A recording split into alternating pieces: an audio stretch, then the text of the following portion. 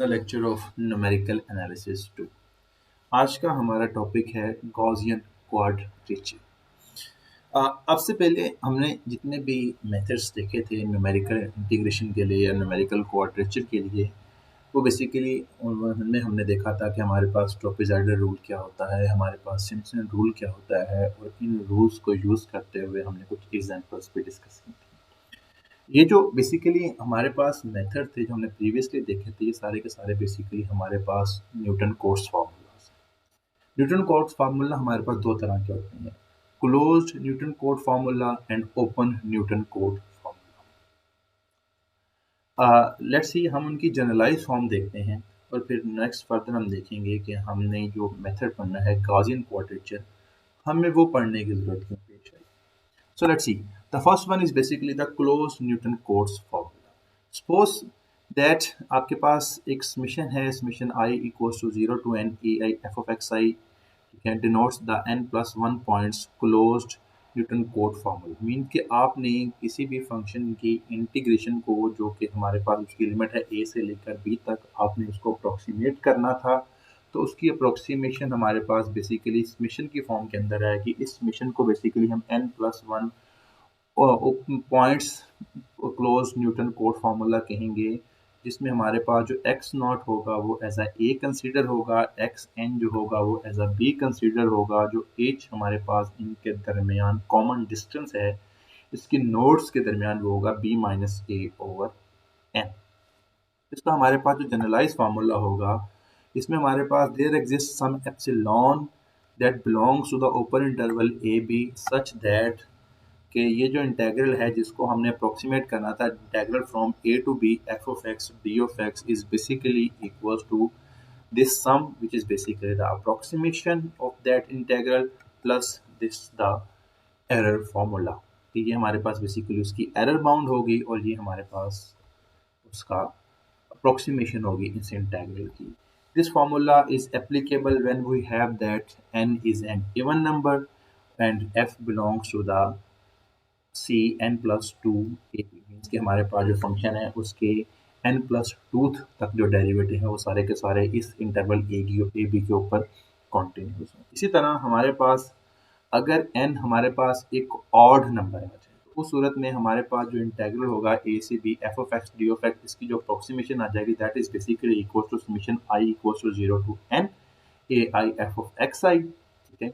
और इसमें हमारे पास नेक्स्ट आ जाएगा प्लस ये उसका एरर फार्मूला होगा, और ये फार्मूला हमारे पास एग्जिस्ट करता है अगर हमारे पास जो n है वो हमारे पास एक ऑड नंबर हो and f belongs to the c n+1 of a b, means कि हमारे पास जो फंक्शन है उसके n+1 तक जो डेरिवेटिव हो इस इंटरवल a b के ऊपर कॉन्टिन्यूस हो। अब देखते हैं कि हमारे पास बेसिकली ये जो न्यूटन कोट्स फार्मूला है इसकी ग्राफिकल रिप्रेजेंटेशन क्या है, हम इसको क्लोज न्यूटन कोट्स फार्मूला ही कहते हैं। Let's see. अब इमेजिन करें कि आपके पास बेसिकली ये जो फंक्शन है, ये जो ब्लैक के अंदर नजर आ रहा है, आपने इसका इंटेग्रल फाइंड आउट करना था। इंटेग्रल का मतलब है कि आपने area under the curve find out करना है, ठीक है। उसके लिए आप क्या करेंगे, क्लोज न्यूटन कोट फार्मूला में कि आप टोटल n पॉइंट्स कंसीडर करेंगे, ठीक है, मतलब कि xn तक पॉइंट कंसीडर करेंगे जो कि n+1 पॉइंट्स होंगे, ठीक है। उन पॉइंट्स को कंसीडर आपने इस तरह से करना है कि आपने चूंकि area under the curve find out करना था a से लेकर b तक, तो आपका जो x नॉट होगा वो a होगा और आपका जो लास्ट पॉइंट होगा xn वो b की इक्वल आएगा, ठीक है। आपने ये पॉइंट इस तरह से कंसीडर करने हैं कि हर दो पॉइंट के दरमियान जो डिस्टेंस है वो इक्वल, मीन्स कि x नॉट और x1 के दरमियान जितना डिस्टेंस हो x1 और x2 के दरमियान भी उतना डिस्टेंस, और सिमिलरली x2 और x3 के दरमियान भी उतना डिस्टेंस, और सो ऑन इसी तरह से हमारे पास चलता है। तो इस सूरत में हमारे पास जो पॉइंट्स बनेंगे, हम इन पॉइंट्स को मिला के कर्व जनरेट कर लेंगे और हम देखेंगे कि हमारे पास ये जो अप्रोक्सीमेशन आ रही थी, ये जो सारी की सारी अप्रोक्सीमेशन है, ये अप्रोक्सीमेशन बेसिकली हमें वो जो न्यू कर्व बनेगी इन n+1 पॉइंट्स को मिला के उसका जो एरिया अंडर द कर्व होगा, ये बेसिकली उस एरिया अंडर द कर्व को शो करेंगे। तो यहाँ पे जो आपको यहाँ पे ब्लू शेडेड रीजन नजर आ रहा है, ये बेसिकली हमारे पास क्लोज न्यूटन कोट फार्मूला से हमारे पास इस इंटेग्रल की अप्रोक्सीमेशन है। अब हमें नजर ये आ रहा है कि बाज़ औक़ात जो हमारी कर्व है, ठीक है, वो नीचे है, लेकिन हमारा ये जो ये वाला एरिया है ये एक्स्ट्रा तौर पे हमारी अप्रोक्सीमेशन में आ गया। इसी तरह हमारे पास यहाँ पे जो एरिया है ये हमारी अप्रोक्सीमेशन में नहीं है, लेकिन एरिया अंडर द कवर। इसी तरह हम आगे चल सकते हैं, तो इसका मतलब ये हुआ कि ये सारे के सारे जो हैं ये हमारे पास एरर्स हैं। अब इसको क्लोज न्यूटन कोट फार्मूला जैसे इसलिए कहा गया है क्योंकि हमारे पास इसमें हमारे पास जो फर्स्ट और एंड पॉइंट है इसको हमने कंसीडर किया है एज अ एक्स नॉट और एज अ एक्स एन।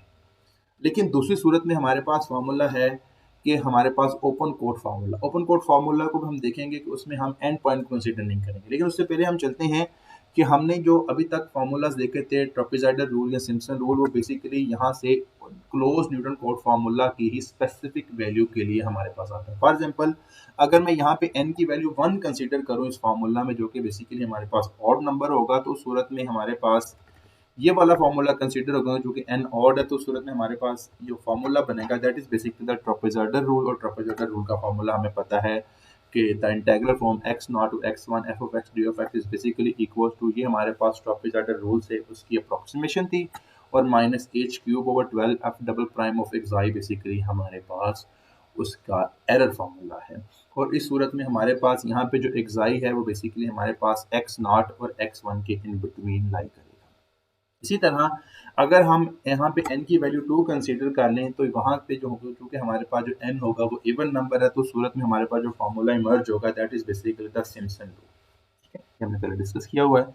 और सिम्पसन रूल में हमारे पास इस इंटीग्रल की जो अप्रोक्सीमेशन होगी, हमें पता है कि n की वैल्यू 2 मींस कि यहाँ पे हमारे पास टोटल 3 पॉइंट्स होंगे x नॉट x1 और x2। तो हमारे पास जो इंटीग्रल आएगा वो भी x नॉट से लेकर x2 तक आ जाएगा। तो इस सूरत में हमारे पास जो इस फंक्शन की इंटीग्रल की अप्रोक्सीमेशन होगी that is basically h over 3 f of x not plus 4 f of x1 plus f of x2। ये इस फंक्शन की इंटीग्रल की अप्रोक्सीमेशन आ जाएगी। और इसका हमारे पास जो एरर फंक्शन आ जाएगा वो आ जाएगा minus h power 5 over 90 f4 of एक्साई। और यहाँ पे जो एक्साई होगा वो हमारे पास x नॉट और x2 के इन बिटवीन लाई करेगा। सिमिलरली अगर हम यहाँ पे n की वैल्यू 3 रख दें, this is basically called the Simpson 3/8 rule, या इसको 3/8 रूल भी हम कहते हैं। तो इसका हमारे पास इसमें हमारे पास चूंकि n की वैल्यू 3 है, तो टोटल हमारे पास यहाँ पे 4 पॉइंट्स होंगे x not x1 x2 and x3। तो हमारा इंटीग्रल आ जाएगा x नॉट से लेकर x3 तक f of x d of x, ठीक है। और इस सूरत में हमारी पास इसकी जो अप्रोक्सीमेशन आएगी that is basically the approximation of that integral and that one will be the error of that integral, error of this formula. और इस सूरत में हमारे पास जो एक्साई होगा, एक्साई x3 और x नॉट के इन बिटवीन लाई करेगा। इसी तरह से जैसे हमने देखा कि क्लोज न्यूटन कोट फार्मूला हमारे पास था जिसमें हम एंड पॉइंट्स को भी एज अ नोड्स कंसीडर करते थे, इसके बिल्कुल उल्ट में हमारे पास है ओपन न्यूटन कोट फार्मूला। अब इसमें हमारे पास अगेन फार्मूला कुछ उसी तरह से कंसीडर होगा, summation i is equal to 0 to n ai f of x denotes the n+1 point open Newton coat formula. ये हमारे पास ओपन न्यूटन कोट फार्मूला होगा जिसमें हमारे पास टोटल पॉइंट कहाँ से तो होंगे x -1 को हम a कंसीडर करेंगे और xn+1 को हम b कंसीडर करेंगे। तो इसका मतलब ये हुआ कि x नॉट से लेकर xn तक जो पॉइंट होंगे वो सारे के सारे a और b के इन बिटवीन होंगे। और यहाँ पे जो h होगा वो बेसिकली हमारे पास अगेन उनके दरमियान कॉमन डिफरेंस होगा जो होगा हमारे पास b - a ओवर n+2।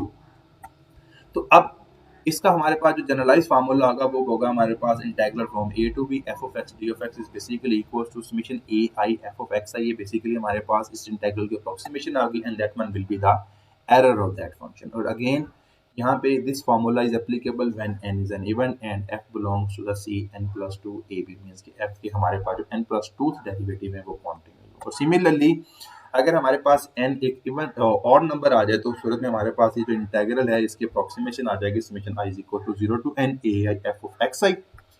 और इस सूरत में हमारे पास इसका जो एरर आ जाएगा that one will be the this one. और इसमें हमारे पास ये फार्मूला एप्लीकेबल है when n is an odd number और f belongs to c n+1 of ab, means कि हमारे पास उस फंक्शन के जो n+1th डेरिवेटिव है इस इंटरवल ab क्लोज के ऊपर वो सारे के सारे कॉन्टिन्यूअस होने चाहिए।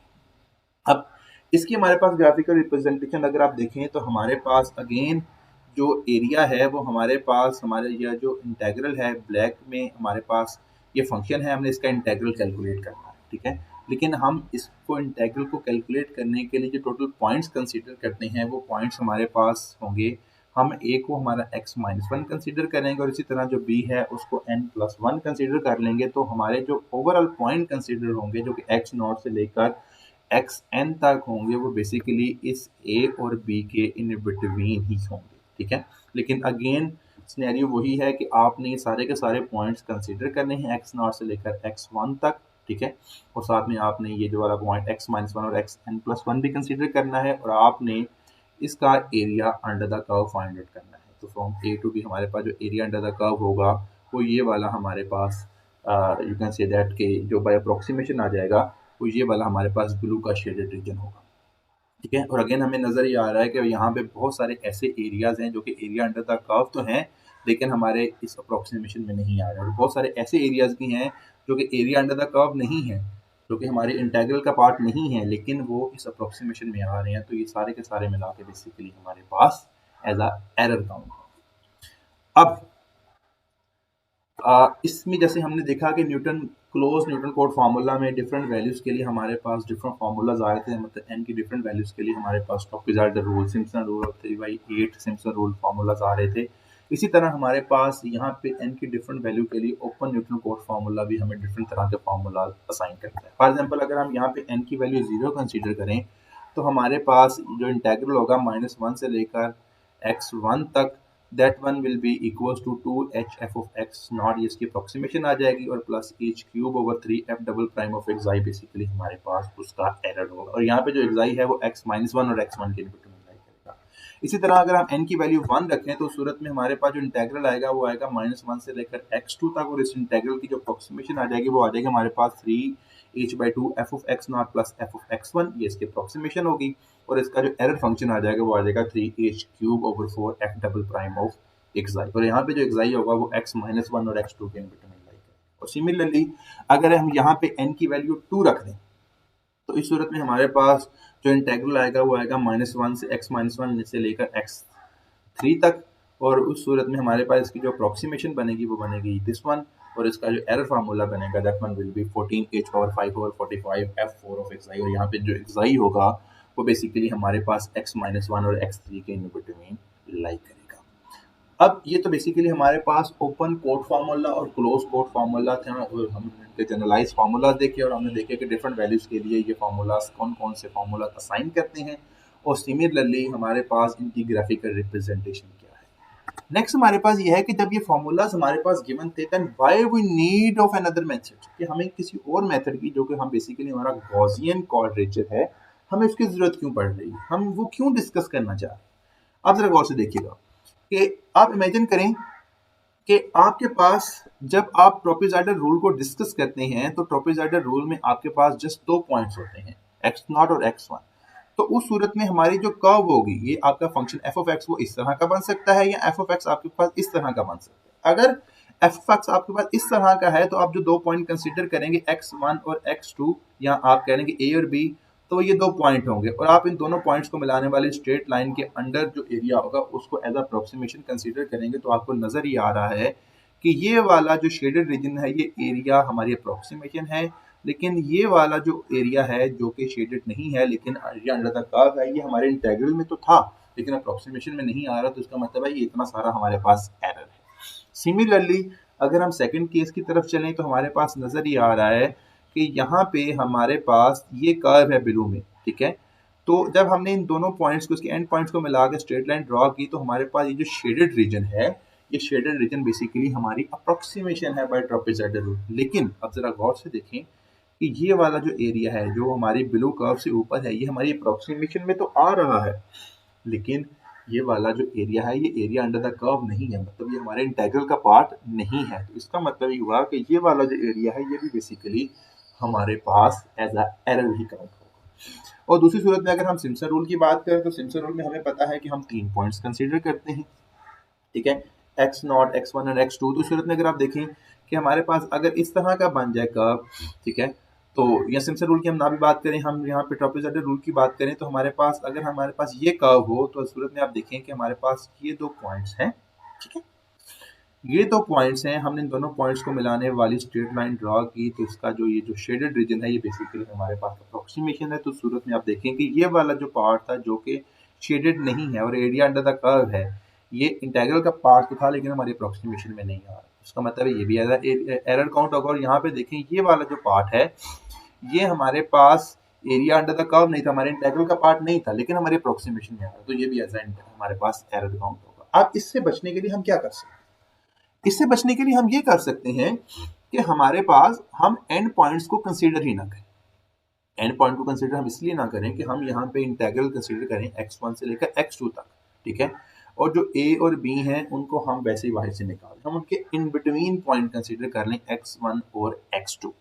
अब इस सूरत में क्या बने? इस सूरत में हमें नजर आएगा कि ये वाला जो एरिया था ये एरिया अंडर द कर्व था, लेकिन हमारी अप्रोक्सीमेशन में नहीं आ रहा, तो इसका मतलब है ये कुछ एक्स्ट्रा एरिया है जो कि एरिया अंडर द कर्व है, लेकिन हमने अप्रोक्सीमेशन में इतनी एरिया, हमारा एरिया हमने कम काउंट किया है, ठीक है। जब ये वाला एरिया हमने अप्रोक्सीमेशन में कम काउंट किया है, मतलब ये अप्रोक्सीमेशन का पार्ट नहीं है, ठीक है, तो लेकिन ये वाला जो साइडेड पे आपको यहाँ पे डॉटेड लाइन से बाहर वाला एरिया नजर आ रहा है, ये वाला ऐसा एरिया है जो कि हमारी अप्रोक्सीमेशन में तो है, ठीक है, जो हमारी अप्रोक्सीमेशन में तो है, लेकिन हमारा एरिया ये basically area under the curve नहीं है। तो हम क्या कर रहे हैं, हमने कहा कि ये वाला एरिया जो रह गया था, ठीक है, इसको हमने कंपनसेट करने के लिए ये वाला जो एरिया हमने एक्स्ट्रा तौर पे कैलकुलेट कर लिया था, हम इसको अप्रोक्सीमेशन में से निकाल देते हैं। निकाल कैसे देते हैं कि हम इंटेग्रल ही x1 से लेकर x2 तक कंसीडर करेंगे, तो इस सूरत में हमारा जो कुछ ना कुछ एरर है वो कंपनसेट हो जाएगा। बिल्कुल इसी सूरत में अगर मैं यहाँ पे कंसीडर करूँ तो आपको यहाँ पे नजर आ रहा है कि ये वाला जो एरिया है, ये वाला जो एरिया है ये अप्रोक्सीमेशन में तो था, ठीक है, लेकिन एरिया अंडर द कर्व नहीं है, ये एक्स्ट्रा एरिया आ गया। तो जो एक्स्ट्रा एरिया है इसको मैं कुछ यहाँ से निकाल देता हूँ, जो साइडेड हैं, जो साइड्स हैं, इनमें से कुछ एरिया जो डॉटेड लाइन से बाहर है मैं इसको एज आ कंसीडर ही नहीं करता अप्रोक्सीमेशन में, क्योंकि मैं अप्रोक्सीमेशन ही x1 से लेकर x2 तक कंसीडर करूँगा। तो जो कुछ यहाँ से एक्स्ट्रा एरिया आ गया था, जो कुछ एरिया मैंने यहाँ से बाहर निकाल दिया, तो फिर अगेन हमारा जो एरर है वो कुछ ना कुछ कंपनसेट हो जाएगा। और अगेन अगर हम यहाँ की भी बात करें तो अगेन यहाँ पे भी हम वही सिनेरियो कर रहे हैं कि कुछ एरिया हमारा एक्स्ट्रा काउंट हो गया था, उसके लिए हमने कुछ एरिया यहाँ से स्किप कर दिया, तो इसलिए हमारे पास यहाँ पे भी कुछ ना कुछ एरर हमारा कंपनसेट हो जाएगा। अब नेक्स्ट, ये सारा का सारा बेसिकली काम जो है, जो कि हम कह रहे हैं कि हमने इन बिटवीन पॉइंट कंसीडर करने हैं, हमने एंड पॉइंट कंसीडर नहीं करना, ये method is basically, this method is basically called the Gaussian quadrature. अब गॉसियन क्वाड्रेचर में होगा क्या? Gaussian quadrature choose optimal nodes and weights, ठीक है। गॉसियन क्वाड्रेचर जो होगा उसमें जो आपने नोड्स कंसीडर करने हैं, मतलब कि x0 x1, ये भी आपने इस तरह से कंसीडर करने हैं कि ये वो नोड्स हों कि जो आपकी अप्रोक्सीमेशन को ऑप्टिमाइज करें, आपकी बेस्ट अप्रोक्सीमेशन दें। हमने न्यूटन ओपन कोड या न्यूटन क्लोज फार्मूला में जस्ट वो वाले नोड्स कंसीडर किए थे, हमने जस्ट ये ध्यान रखा था कि हर दो नोड्स के दरमियान डिस्टेंस जो है वो सेम हो। यहाँ पे हम डिस्टेंस सेम की बात ही नहीं कर रहे, हम कह रहे हैं कि बस आपने अपनी मर्जी से नोड कंसीडर कर लेने हैं, लेकिन वो नोड्स ऐसे होने चाहिए कि वो आपके पास बेस्ट अप्रोक्सीमेशन दे। और इसी तरह आपके पास जो वेट्स होंगे, जो कि ए आई या हमने A1 A2 A3 कंसीडर किए थे, वो भी ऐसे वेट्स होने चाहिए जो कि बेसिकली आपको बेस्ट अप्रोक्सीमेशन दे। अब यहाँ पे अगर आप देखें तो आपके पास टोटल कितने नोड्स होंगे? अगर आप यहाँ पे n पॉइंट्स कंसीडर करें तो आपके पास टोटल x1 से लेकर xn तक टोटल n नोड्स होंगे, और इसी तरह उन नोड्स के लिए आपके पास टोटल n ही आपके पास वेट्स होंगे, तो टोटल 2n आपके पास पैरामीटर्स हो जाएंगे। इसमें जो हम नोड्स होंगे हम उसको xi से डिनोट करेंगे, और जो कोफिशिएंट्स या जो वेट्स हैं उनको हम ci से डिनोट करेंगे, ठीक है।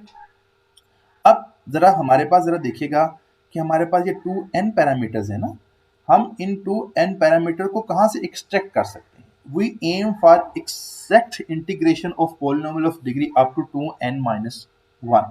हमारा एम ये है कि हमारे पास हमें जो ऐसे पॉलिनोमियल है, जो कि यहाँ पे हमारे पास 2n पैरामीटर्स होते हैं, और 2n पैरामीटर्स हमें कहाँ पे मिलेंगे? 2n पैरामीटर्स बेसिकली हमें एक ऐसे पॉलिनोमियल के अंदर मिलेंगे जिसकी हमारे पास डिग्री होगी 2n-1। तो हम ये चाह रहे हैं कि गॉसियन क्वाड्रेचर से एटलीस्ट जिसके अंदर 2n पैरामीटर्स हैं, हमें ऐसे पॉलिनोमियल जिनकी हमारे पास डिग्री 2n-1 या इससे लेस है, हम उस डिग्री तक उन पॉलिनोमियल्स की एग्जैक्ट अप्रोक्सीमेशन या exact integration by using the Gaussian quadrature formula find out कर सकें। This gives the highest degree of precision possible for an n point rule. ये हमारे पास एन पॉइंट्स रूल के लिए जो बेस्ट अप्रोक्सीमेशन होगी या इसका हमारे पास जो प्रिसाइज हाईएस्ट डिग्री होगी पॉसिबल होगी, हम वो कैलकुलेट करना चाह रहे हैं। तो उसके लिए हमारे पास जो फार्मूला होगा वो होगा integral from A to B F of x D of x is basically approximately equal to summation c i f of x i. यहाँ पे जो सी आई हैं वो बेसिकली हमारे वेट्स हैं और यहाँ कोफिशिएंट्स हैं, और जो एक्स आई हैं वो बेसिकली हमारे नोड्स हैं। अब हम सबसे पहले इन नोड्स या हम इनको जो हमारे पास वेट्स हैं हम इनको कैलकुलेट करते हैं कि हम इनको कैलकुलेट कैसे करें। सबसे पहले हम n इज इक्वल टू 2 के लिए कैलकुलेट करते हैं। Gaussian quadrature for n is equal to 2। Suppose we want to determine c1 c2 x1 and x2। जब हमारे पास n की वैल्यू 2 होगी तो ज़रा गौर से देखें, यहाँ पे हमारे पास n is equal to 1 to 2 होगा तो आ जाएगा हमारे पास c i f of x c1 f of x1 plus c2 f of x। इसका मतलब है मुझे c1 c2 की वैल्यू चाहिए, मुझे x1 और x2 की वैल्यू चाहिए। हम ये चारों की चारों वैल्यूज कंसीडर करना चाह रहे हैं, ठीक है। सो द इंटीग्रेशन फार्मूला, अब हमारे पास ये जो इंटीग्रेशन फार्मूला है वो ये बनेगा -1 to 1 f of x d of x। हम सबसे पहले ये जो इंटीग्रेशन फार्मूला है -1 से लेकर 1 तक इसको अप्रोक्सीमेट करेंगे और फिर हम जो जनरलाइज फार्मूला है देखेंगे कि हम उसको फिर किस तरह से इंटीग्रल को कैलकुलेट कर सकते हैं। यहाँ पे हमारे पास जितने भी इंटीग्रल होगा वो -1 से लेकर 1 तक होगा, ठीक है। फर्दर फिर हम देखेंगे कि अगर हमारे पास इंटीग्रल ए से लेकर बी तक आ रहे हैं हम उसको किस तरह से उसको अप्रोक्सीमेट करेंगे। सो लेट्स सी, सबसे पहले हमारे पास इंटीग्रल है -1 से लेकर 1 तक, और अगर हमारे पास यहाँ पे n की वैल्यू 2 रख दी जाए तो उसकी अप्रोक्सीमेशन आ जाएगी c1 f of x1 plus c2 f of x2। This gives the exact result whenever x is a polynomial of degree. जब हमारे पास डिग्री पॉलिनोमियल 2n-1 तक हमें एग्जैक्ट रिजल्ट मिल रहा था, तो यहाँ पे जो n की वैल्यू है वो 2 है, तो इसका मतलब है कि हमारे पास 3 डिग्री तक या इससे लेस डिग्री के पॉलिनोमियल तक ये जो फार्मूला है ये हमें उसकी एग्जैक्ट वैल्यू देगा। ये जो हमें रिजल्ट मिलेगा, जो अप्रोक्सीमेशन मिलेगी वो एग्जैक्ट अप्रोक्सीमेशन होगी। यहाँ हम ये कह सकते हैं that is when f of x is equal to हमारे पास इस तरह का कोई भी पॉलिनोमियल होगा f of x बेसिकली, तो ये जो फार्मूला है उसके लिए जो अप्रोक्सीमेशन होगी वो एग्जैक्ट होगी। तो हम इसी को कंसिडर कर लेते हैं कि हमारा f of x है a0 plus a1x plus a2x plus a3x cube. ये हमारे पास बेसिकली डिग्री 3 का पॉलिनोमियल है। इसमें अगर हमारे पास जो कोफिशिएंट हैं ये 0 होते जाएंगे तो हम इसको कह सकते हैं ये हमारे पास अप टू 3 डिग्री का हमारे पास पॉलिनोमियल है। सो लेट्स सी, हम इसको इंटीग्रेट करते हैं तो हमारे पास इंटीग्रल बनेगा। दिस इंटीग्रल हमारे पास जो कि जो a0 a1 a2 a3 है ये हमारे पास कांस्टेंट है, ये बाहर आ जाएंगे और हमारे पास फर्स्ट में इंटीग्रल बचेगा integral of 1 d of x plus integral of x d of x plus integral x square d of x plus integral x cube of d of x। हम इसका इंटीग्रल कैलकुलेट करना चाहिए। This is equivalent to showing that the formula give exact result when. ये बिल्कुल ऐसे ही है कि हम कहते हैं कि ये फार्मूला हमें एग्जैक्ट रिजल्ट देता है कब, जब x की वैल्यू या तो 1 हो या x की वैल्यू f of x की वैल्यू 1 हो, f of x की वैल्यू x हो, या f of x की वैल्यू x स्क्वायर हो, या f of x की वैल्यू x क्यूब हो। क्योंकि हमारे पास अगर यहाँ पे मैं a0 को 0 कर दूँ, a1 को 0 कर दूँ, a2 को 0 कर दूँ, a3 को 0 कर दूँ, उस हिसाब से हमारे पास ये सारे के सारे फंक्शन क्रिएट होते जाएंगे, ठीक है। मतलब हम इमेजिन करें कि हमारे पास यहाँ पे a1 a2 a3 0 हो जाए तो f of x 1 के इक्वल आ जाएगा। इसी तरह हम इमेजिन करें हमारे पास a0 a2 और a3 0 हो जाएं तो हमारे पास f of x x के इक्वल आ जाएगा, और सो ऑन इसी तरह से x2 और x3 की वैल्यू हमारे पास f of x के लिए एक्सट्रैक्ट होंगी। नाउ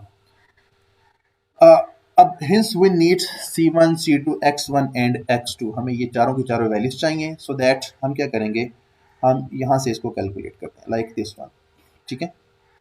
हम इससे कैलकुलेट करेंगे, सबसे पहले हम f of x की वैल्यू रखेंगे 1, तो हमारे पास ये बनेगा इंटीग्रल बनेगा इंटीग्रल फ्रॉम, इस इंटीग्रल में मैं फॉर एग्जांपल x की वैल्यू 1 रखूँ तो ये बनेगा c1 f of x1 plus c2 f of x2। यहाँ पे x की वैल्यू f of x की वैल्यू 1 है तो बनेगा c1 plus c2, that will give that c1 plus c2 is equals to integral from -1 to 1 d of x, और इसका हमारे पास इंटीग्रल आ जाएगा दिस इज इक्वल्स टू 2। जब हम इसमें लिमिट पुट इन करेंगे तो हमारे पास फर्स्ट इक्वेशन बनेगी c1 plus c2 is equals to 2। इसी तरह अगर मैं f of x की वैल्यू यहाँ पे x रखूँ, ठीक है, तो उस सूरत में हमारे पास इक्वेशन बनेगी c1 x plus c2 x2 is equals to integral from -1 to 1 x d of x, और जब इसका इंटीग्रल कैलकुलेट करेंगे तो हमारे पास वैल्यू आ जाएगी 0। इसी तरह अगर हम एफ ऑफ एक्स की वैल्यू रखें एक्स स्क्वायर तो हमारे पास उस वक्त बनेगा c1 x1 square plus c2 x2 square is equal to integral from -1 to 1 x square d of x, और इस सूरत में हमारे पास जो इंटीग्रल की वैल्यू आएगी वो आएगी 2/3। ठीक है। और फोर्थ इक्वेशन में अगर हम यहाँ पे उस फार्मूला में एफ ऑफ एक्स की जगह एक्स क्यूब रखें तो उस सूरत में हमारे पास फार्मूला बनेगा c1 x1 cube plus c2 x2 cube, क्योंकि हमारे पास तो c1 f of x one c plus c2 f of x two, तो उसमें हमने एक्स एफ ऑफ एक्स की जगह पे रखा है एक्स क्यूब, तो हमारे पास बनेगा c1 x1 cube plus c2 x2 cube is equal to integral from -1 to 1 x cube d of x is equal to 0। हमारे पास ये चार इक्वेशन आ गए और हमारे पास यहाँ पे चार ही अननोन्स हैं c1 c2 x1 and x2। हम इन चारों को बारी बारी सॉल्व आउट करेंगे तो हमारे पास बनेगा c1 is equal to 1, c2 is equal to 1, x1 is equal to -√3/3, और इसी तरह हमारे पास x2 की जो वैल्यू आएगी वो आएगी √3/3। मतलब आप इन चारों इक्वेशन को साइमल्टेनियसली सॉल्व कर सकते हैं, तो हमारे पास ये ओवरऑल वैल्यू कंसीडर हो रही है। जब ये वैल्यूज आ जाएंगी तो उसको हम जब मैं फार्मूलाज में प्लग इन करूंगा तो हमारे पास फार्मूला बनेगा for n is equal to, it will imply the integral from -1 to 1 f of x d of x is approximately equal to, हमारे पास c1 f of x1 था ना, अब c1 तो हमारे पास 1 है तो f of x1 हमारे पास आ जाएगा f of minus √3/3 plus c2 भी हमारे पास 1 है तो हमारे पास आएगा f √3/3। तो ये बेसिकली हमारे पास गॉसियन क्वाड्रेचर का फार्मूला है जब हमारे पास n की वैल्यू 2। ठीक है। And this formula produce the exact result. मैं वही बात कर रहा हूँ कि चूंकि यहाँ पे हमारे पास जो पोलिनोमियल हमने कंसीडर किया है उसकी डिग्री 3 या 3 से लेस है, तो this formula will give the exact result for every polynomial of degree 3 और लेस। तो अगर आपके पास कोई भी पोलिनोमियल आ जाए और आपने उस पोलिनोमियल की डिग्री देखें, अगर उसकी डिग्री 3 या 3 से लेस है, तो ये वाला गॉसियन क्वाड्रेचर फार्मूला अगर आप -1 से लेकर 1 तक के इंटीग्रल के लिए कैलकुलेट कर लें तो ये जो फार्मूला होगा ये आपको उसकी एग्जैक्ट वैल्यू देगा। अब ये पोलिनोमियल कुछ भी हो सकता है, आप इसमें कोई भी पोलिनोमियल अपनी मर्जी का कंसीडर कर लें। ठीक है। अब आपने उस पोलिनोमियल को एज अ फंक्शन कंसीडर करके, ठीक है, उसको आपने यहाँ पे उसका जब इंटीग्रल कैलकुलेट करना है तो आपको जस्ट ये दो वैल्यूज कंसीडर करनी पड़ेगी। तो ये जो दोनों वैल्यूज आंसर आएगा ये बेसिकली आप देखेंगे कि उसके इंटीग्रल फ्रॉम -1 to 1, मैं अभी जनरलाइज इंटरवल की बात नहीं कर रहा, हम इंटरवल -1 से 1 तक ही लेके चल रहे हैं, तो उस सूरत में हम देखेंगे कि ये फार्मूला उसकी एग्जैक्ट वैल्यू देगा। आप इंटीग्रल कैलकुलेट कर लें वो भी उसका आंसर, और यहाँ पे आप इस फार्मूला से वैल्यू कैलकुलेट कर लें तो दोनों का आंसर आपको एग्जैक्टली सेम मिलेगा। नेक्स्ट हमने यहाँ पे जो c1 c2 c3 या c1 c2 या x1 x2 यहाँ इसको हमने कैलकुलेट की हैं, या इसको जब n की वैल्यू को इंक्रीज करेंगे तो ये यहाँ पे n की वैल्यू 3 रख देते तो ये बन जाएगा x1 x2 x3 c1 c2 c3, और इसी तरह हम n की वैल्यू इंक्रीज करते जाएंगे तो हमारे पास ये जो अननोन्स हैं इनकी नंबर्स भी इंक्रीज होते जाएंगे। एक तो हम इस मेथड से जो हमने प्रीवियसली सॉल्व किया है हम इससे कॉल कर सकते हैं। नेक्स्ट हमारे पास एक नया मेथड है, this is basically the Legender polynomial. सबसे पहले हम देखते हैं कि लीजेंडर पॉलिनोमियल्स क्या होते हैं। ये बेसिकली हमारे पास थोड़ा सा एडवांस टॉपिक है, हम यहाँ पे जस्ट कुछ लीजेंडर पॉलिनोमियल्स को देखेंगे, उनकी फॉर्मेशन क्या है हम उसकी तरफ नहीं जाएंगे, हम जस्ट लीजेंडर पॉलिनोमियल की डेफिनेशन देखेंगे और जो हमारे कुछ काम के लीजेंडर पॉलिनोमियल्स हैं हम उनको कंसीडर करेंगे। तो लीजेंडर पॉलिनोमियल बेसिकली हम ये कहते हैं कि we can use another technique to obtain this parameter. और टेक्निक क्या है कि ये बेसिकली हमारे पास एक पॉलिनोमियल्स का सेट होगा, the set that is relevant to our problem is basically the Legendre polynomials. ठीक है। ये हमारे पास बेसिकली एक कलेक्शन है पॉलिनोमियल्स की। वो कलेक्शन किस तरह के पॉलिनोमियल्स हैं, p0 of x, p1 of x, pn of x, और ये जो सारे के सारे पॉलिनोमियल्स हैं कुछ प्रॉपर्टीज को सेटिस्फाई करवाएंगे। प्रॉपर्टीज क्या हैं कि हमारे पास यहाँ पे जितने भी पॉलिनोमियल्स गिवन होंगे सारे के सारे हमारे पास मोनिक पॉलिनोमियल होने चाहिए। ठीक है। सारे के सारे मोनिक पॉलिनोमियल हो और सारे के सारे डिग्री n के पॉलिनोमियल। ठीक है। सेकेंडली ये हो कि इनके अंदर ऑर्थोगोनैलिटी प्रॉपर्टी एग्जिस्ट करे। ऑर्थोगोनैलिटी प्रॉपर्टी क्या होती है कि हमारे पास एक ऐसा polynomial p of x exist करे कि p ऑफ x का जब भी आप इस इंटरवल में से, इस कलेक्शन में से किसी भी पॉलिनोमियल के साथ आप प्रोडक्ट के साथ इंटीग्रल कैलकुलेट करें तो उस इंटीग्रल का जो आंसर है वो आपके पास 0 होना चाहिए। यहाँ पे जो p ऑफ x है वो हमारे पास बेसिकली कोई भी पॉलिनोमियल हो सकता है जिसकी डिग्री लेस देन n हो। इट मीन्स हम ये कहना चाह रहे हैं कि चूंकि ये सारे के सारे हमारे पास n डिग्री के मोनिक पॉलिनोमियल हैं, तो हमारे पास सेकंड प्रॉपर्टी जो ऑर्थोगोनैलिटी प्रॉपर्टी है वो ये कहती है कि अब आप n डिग्री से लेस डिग्री का कोई भी पॉलिनोमियल लेके आए, आप उनको यहाँ पे किसी भी पॉलिनोमियल जो कि जिसको हम लीजेंडर पॉलिनोमियल कह रहे हैं उसके साथ मल्टीप्लाई करवाएं तो उस मल्टीप्लिकेशन के बाद जो नया फंक्शन बने उसका इंटेग्रल -1 से लेकर 1 तक लिमिट पे जो आंसर आए वो 0 आना चाहिए। ये दो प्रॉपर्टीज अगर किसी भी सेट ऑफ पॉलिनोमियल के अंदर एग्जिस्ट करेंगे then we will say that this set of polynomial is basically called the Legendre polynomial. अब मैंने जैसे पहले बात की कि हम लेजेंडर पॉलिनोमियल की फॉर्मेशन की तरफ नहीं जाएंगे, जो हमारा काम है बेसिकली हमें कुछ लेजेंडर पॉलिनोमियल डिस्कस करने हैं, हम उनको कंसीडर करेंगे और फिर हम फर्दर उनको लेके आगे अपने जो क्वेश्चंस हैं जो गॉसियन क्वाड्रेचर क्वेश्चन को सॉल्व करेंगे। तो कुछ जो फ्यू हमारे पास लेजेंडर पॉलिनोमियल्स हैं उसमें अगर आप इमेजिन करें कि आपके पास पी नॉट ऑफ एक्स, अगर हम यहाँ पे n की वैल्यू 0 रख रहे हैं तो जो फर्स्ट पॉलिनोमियल है पी नॉट ऑफ एक्स वो 1 है। सेकंड जो हमारा लेजेंडर पॉलिनोमियल है पी वन ऑफ एक्स वो बेसिकली x है। थर्ड जो हमारा लेजेंडर पॉलिनोमियल है वो है हमारे पास एक्स स्क्वायर माइनस 1/3, और जो हमारे पास इसी तरह हमारा फोर्थ लेजेंडर पॉलिनोमियल है for n is equal to 3, this is basically x cube minus 3/5x। और लास्टली जो हमारा फिफ्थ लेजेंडर पॉलिनोमियल है for n is equal to 4, that is basically x power 4 minus 6/7x के plus 3/35। ठीक है, ये basically हमारे कुछ लेजेंडर पॉलिनोमियल्स हैं जिनको हमने फर्दर आगे डिस्कस करना है, तो ये आपको थोड़े से याद होने चाहिए क्योंकि हमने अभी तक लेजेंडर पॉलिनोमियल का टॉपिक पढ़ा नहीं है, वो हमारे पास 8th चैप्टर के अंदर है। ठीक है, तो जब हम उसको देखेंगे तो शायद अब तक आपको याद ना करने पड़े, लेकिन फिलहाल आपको ये याद रखने पड़ेंगे कि लेजेंडर पॉलिनोमियल्स क्या हैं, क्योंकि आगे जाके मैंने n की डिफरेंट वैल्यू के लिए इन्हीं लेजेंडर पॉलिनोमियल्स के रूट्स निकालने हैं। ठीक है, तो अब नेक्स्ट हमारे पास बेसिकली जनरल थ्योरी क्या बनेगी, जो कि हमारे पास जनरलाइज फार्मूला होगा गॉसियन क्वाड्रेचर। वो ये होगा कि suppose x1 x2 xn are the roots of the nth Legendre polynomial. कि हमारे पास देखें यहाँ पे हमारे पास ये जो आप अपने नोड्स निकालने हैं ना x1 x2 x3, वो बेसिकली आपके लेजेंडर पॉलिनोमियल्स के रूट्स होंगे। ठीक है, ये हमारे पास nth Legendre polynomial p of n of x के नोड्स हैं, या कह सकते हैं उसके रूट्स हैं, and that for each i is equal to 1 to n the number ci। अब हमारे पास जब नोड्स आ गए हैं, इन नोड्स को यूज करते हुए जो हमारे वेट्स हैं वो वेट्स भी कैलकुलेट कर सकते हैं ci। तो जो वेट्स का डेफिनेशन होगी that ci is basically equal to the integral of the product i equal to 1 to n x minus x, so j is equals to 1 to n x minus xj over xi minus xj। Basically अगर आप check करेंगे basically हमारे पास Lagrange polynomial की तरह ही हम इसको calculate कर रहे हैं। ठीक है, लेकिन हमने हमारे पास यहाँ पे जैसे ये होगा कि हमारे पास जब वेट्स कंसीडर करेंगे तो हम उसका इंटेग्रल कंसीडर करेंगे -1 से लेकर 1 तक।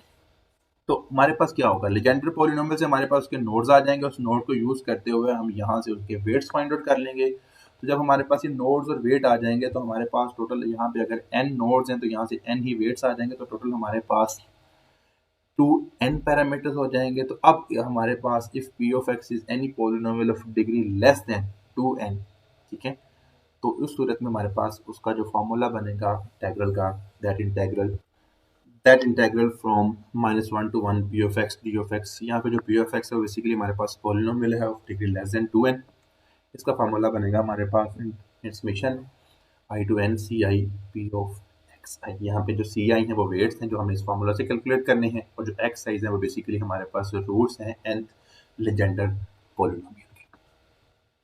अब यहाँ पे इस टेबल के अंदर हम कुछ रूट्स को डिस्कस कर लेते हैं, और रूट्स से हमारे पास आने वाले जो कुछ कोफिशिएंट्स हैं हम उनको भी यहाँ पे फाइंड आउट कर सकते हैं। फॉर एग्जांपल अगर हम n की वैल्यू 0 रखें तो हमारे पास हमें नज़र आ रहा है उस सूरत में हमारा जो लेजेंडर पॉलिनोमियल होगा वो ही होगा। ठीक है, और इस सूरत में हमारे पास जो नोड्स आ जाएंगे वो हमारे पास आ जाएंगे, इसी तरह हमारे पास उसके जो उसी नोड्स के अकॉर्डिंग जो हमारे पास उसके वेट्स होंगे हम वो भी कंसिडर कर सकते हैं। इसी तरह हम n की वैल्यू अगर 1 रखें तो हमारे पास ये वाला हमारा पॉलिनोमियल कंसिडर होगा, हम इसके नोड्स निकाल सकते हैं।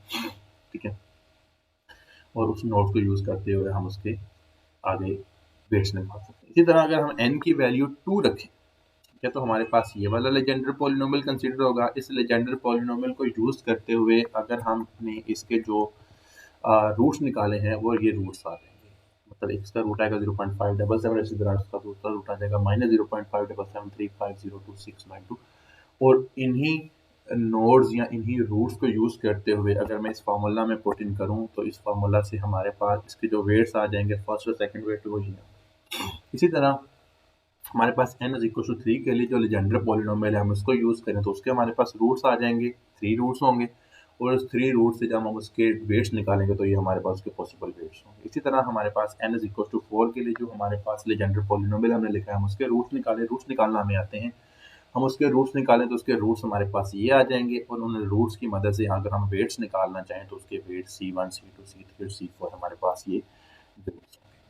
अब नेक्स्ट हमारे पास एग्जाम्पल ये है कि वो कहता है अप्रोक्सीमेट करें -1 to 1 integral exponential of x cos of x D of x using Gaussian quadrature with n is equal to 3। जब n इज इक्वल टू 3 की हम बात कर रहे हैं तो हमारे पास बेसिकली क्या होगा, सबसे पहले हमने नोड्स निकाले, नोड्स कहाँ से निकालने हैं, जहाँ पे हमारे पास 3 डिग्री का लेजेंडर पॉलिनोमियल आ जाएगा, उससे हमने नोड्स निकालेंगे जो कि हमने यहाँ पे टेबल में निकाले भी हुए हैं। ये हमारे पास बेसिकली उसके नोड्स होंगे, ठीक है, और ये हमारे पास बेसिकली उसके वेट्स होंगे, ठीक है। तो अगर मुझे इंटेग्रल कैलकुलेट करना है तो हमारे पास इंटेग्रल बनेगा -1 to 1 exponential of x cos of x D of x, ये बेसिकली हमारा एफ ऑफ एक्स है, ठीक है।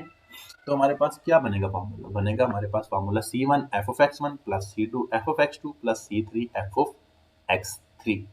तो अब हम जब मैं वैल्यू पुट इन करता हूँ तो हमारे पास ये वैल्यू आती है बेसिकली जो हमारे पास था C1, ठीक है, और उस सूरत में देखें ज़रा हमारे पास जो C1 था वो यही था, ये C1 है, और उस सूरत में हमारे पास जो X1 आ रहा है वो ये आ रहा है 0.7745, ठीक है।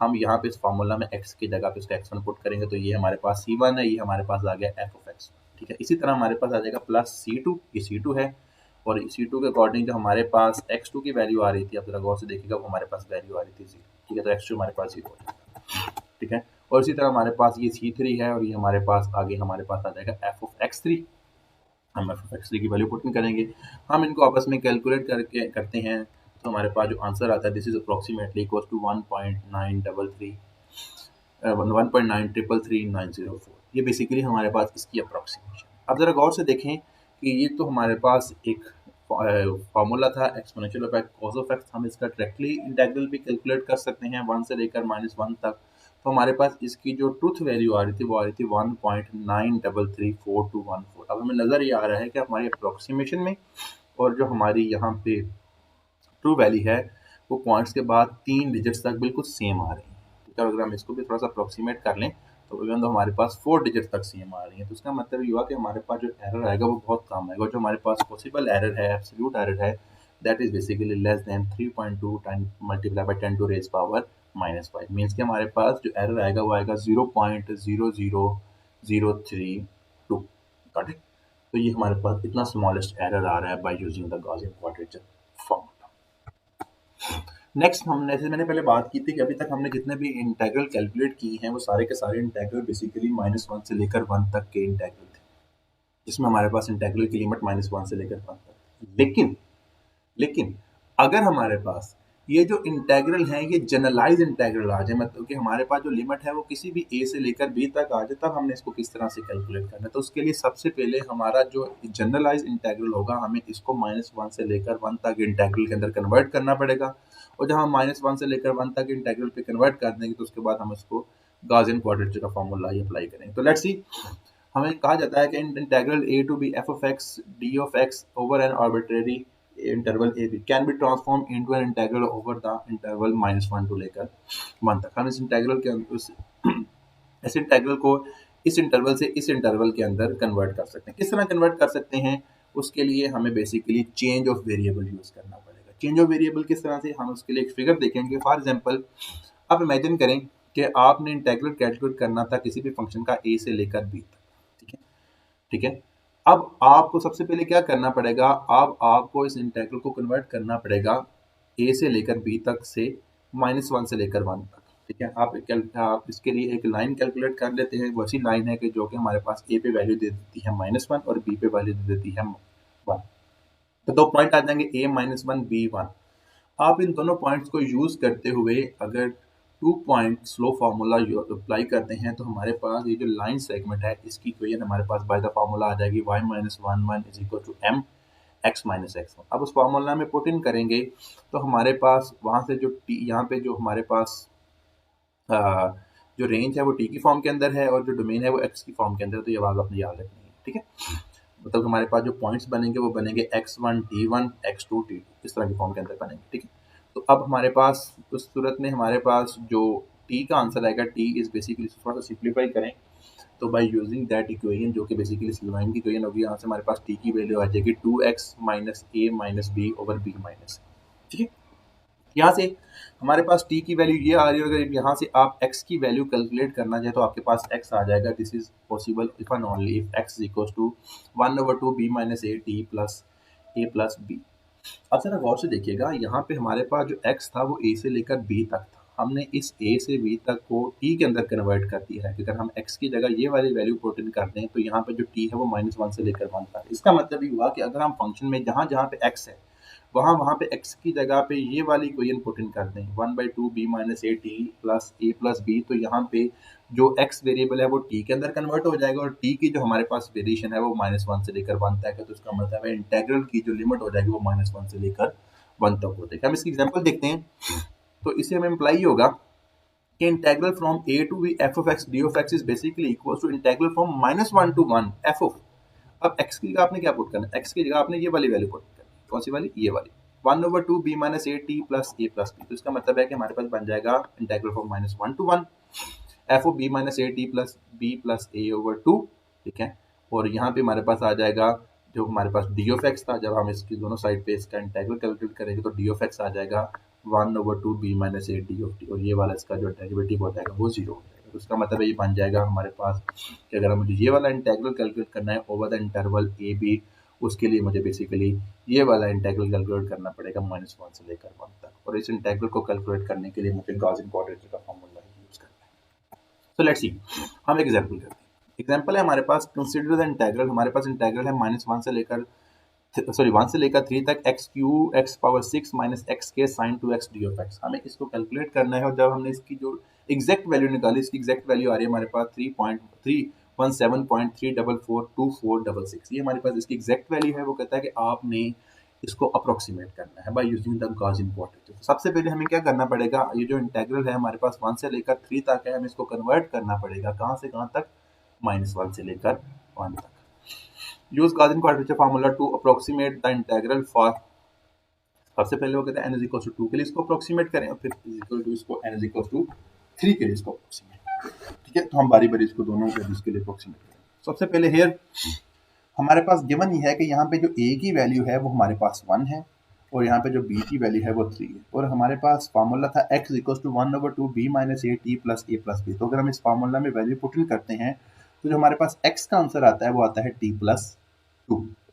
इसका मतलब ये हुआ कि हमारे पास ये वाला जो इंटेग्रल है ये इंटेग्रल कन्वर्ट हो जाएगा बच्चे हमारे पास -1 से लेकर 1 तक इंटेग्रल में, अगर हम यहाँ पे x की जगह पे t प्लस 2 पुट करें। सिमिलरली यहाँ पे जो d ऑफ x की वैल्यू आ जाएगी वो d ऑफ t की इक्वल आ जाएगी। तो हमारे पास इंटेग्रल बनेगा integral from -1 to 3 x power 6 minus x के sine 2x d of x, this will be equal to integral from -1 to 1, और यहाँ पे x की जगह हमने t प्लस 2 पुट इन कर दिया, तो हमारे पास ओवरऑल इक्वेशन बन जाएगी, ठीक है। हम इसको थोड़ा सा सिंप्लीफाई करते हैं। For n is equal to 2, जब हम यहाँ पे हमारे पास n की वैल्यू 2 होगी तो ये फार्मूला हमें वैल्यू देगा, this is approximately equal to, हमने जैसे क्या किया है कि ये फंक्शन था, ठीक है, हमने इसकी वैल्यू कैलकुलेट कर ली है f ऑफ t प्लस 2, हमने x की जगह पे t प्लस 2 पुट कर दिया ना, तो हमारे पास बनेगा c1 f of x1 plus c2 f of x2, ठीक है। और x1 हमारे पास क्या है, x1 हमारे पास है t प्लस 2 की, तो हमारे पास हम इसमें वैल्यू पुट इन की तो हमारे पास ओवरऑल आंसर बना वो बना 306.819344। इसी तरह अगर हम n इज इक्वल टू 3 के लिए कैलकुलेट करना चाहें तो n इज इक्वल टू 3 के लिए हमारे पास फार्मूला कुछ इस तरह बनेगा, integral from -1 to 3 x power 6 minus x square sine 2x d of x is approximately equal to, अब हमने क्या किया, हमने यहाँ पे x की जगह पे t प्लस 2 पुट किया ना, तो अब ये फंक्शन f ऑफ x है तो वो फंक्शन क्या बन जाएगा, f of t plus 2, okay. तो बन जाएगा हमारे पास फर्स्ट इंटेग्रल आ जाएगा, तो हमारे पास बेसिकली उसका c1 था c1, ठीक है, यहाँ पे आ जाएगा f ऑफ t1 प्लस 2, ठीक है। t1 बेसिकली क्या है, t1 हमारे पास ये जो टेबल था, दोबारा रिपीट कर देता हूँ टेबल से, n इज इक्वल टू 3 के लिए था ना, तो यहाँ पे हमारे पास ये बेसिकली हमारे पास उसका c1 होगा, ठीक है। ये आप कह सकते हैं ये T1 है, क्योंकि ये सारी के सारे जो वैल्यूज़ हैं ये -1 से लेकर 1 तक के इंटरवल के लिए थी, ठीक है। तो ये उसका T1 आ जाएगा। इसी तरह ये हमारे पास C2 होगा, ये उसका T2 आ जाएगा, ये C3 होगा, ये T3 हो जाएगा, ठीक है। तो अब इसको अगर मैं कैलकुलेट करना चाहूँ तो n=3 के लिए हमारे पास जो वैल्यू बनेगी वो बनेगी 0.1 F of T1 plus 2 plus 0.8, यहाँ पे T2 की वैल्यू 0 थी तो 0 प्लस 2 एफ ऑफ 2 हो जाएगा, प्लस हमारे पास आ जाएगा 0.5 जो कि बेसिकली हमारा C3 था, ठीक है। और हमारे पास वैल्यू बनेगी 0.7755, ये बेसिकली हमारा था T3 प्लस 2। हम इनको अप्रोक्सीमेट करेंगे तो हमारे पास वैल्यू आ रही है 317.2641516। तो अब देखें कि हमारे पास उसकी जो एग्जैक्ट वैल्यू थी वो थी 3.1317.344 और n=2 के लिए जो वैल्यू आ रही है वो आ रही है 306 और n=3 के लिए जो वैल्यू आ रही है वो 3.317.26, उसके बिल्कुल हमारी एग्जैक्ट वैल्यू के करीब आ रही है। तो हम कह सकते हैं कि हमारे पास गॉसियन क्वाड्रेचर में भी जब जैसे हम n की वैल्यू इंक्रीज करेंगे हमारे जो आंसर्स हैं वो ज़्यादा अच्छी अप्रोक्सीमेशन देंगे। तो दैट्स इट। ये हमारा आज का लेक्चर था। इसके लिए हमने बेसिकली जो प्रैक्टिस क्वेश्चन है, हमारी सेक्शन है 4.7, उसके फर्स्ट, सेकंड और थर्ड क्वेश्चन को आपने as a practice question discuss करना है। अगर आपको कोई भी इसमें से कोई क्वेश्चन हुआ तो आप इस वीडियो के कमेंट बॉक्स में पूछ सकते हैं, नहीं तो फिर आप मुझे व्हाट्सएप ग्रुप में पर्सनल मैसेज कर सकते हैं, व्हाट्सएप ग्रुप में मैसेज कर सकते हैं। Thank you so much. Allah हाफ़िज़।